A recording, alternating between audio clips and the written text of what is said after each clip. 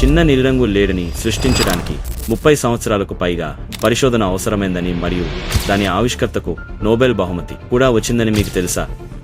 1960ల ప్రారంభంలో ఎరుపు మరియు ఆకుపచ్చ లేడులు ఇప్పటికీ అందుబాటులో ఉన్నాయి. కానీ నీలికాంతి పూర్తిగా భిన్నమైన సవాలు. దాని తక్కువ తరంగదైర్ఘ్యం మరియు అధిక శక్తి సాంప్రదాయ డయోడ్లను ఉత్పత్తి చేయడం దాదాపు సాధ్యం చేసింది. మరియు 3 ప్రాథమిక రంగులలో ఒకటైన నీలం లేకుండా పూర్తి రంగు తెరలు సాధ్యం కాలేదు. శాస్త్రవేత్తలు గాలియం మరియు మెగ్నీషియం వంటి అన్ని రకాల పదార్థాలను ప్రయత్నించారు, కానీ లైట్లు ఆచరణాత్మకంగా ఉండటానికి చాలా మసకగా ఉన్నాయి. అప్పుడు నిశ్చయ కార్పొరేషన్ పరిశోధకుడు షుజీ నకమురా పురోగతి కనుగొన్నాడు. తను తక్కువ శక్తి ఎలక్ట్రాన్ బీమ్ చికిత్సను ఎనియలింగ్ అనే ప్రత్యేక తాపన ప్రక్రియతో కలిపాడు. ఇది చివరకు ప్రకాశవంతమైన ఉపయోగించగల నీలి లేడిని సృష్టించింది. ఈ చిన్న కాంతి సాంకేతికతను విప్లవాత్మకంగా మార్చింది.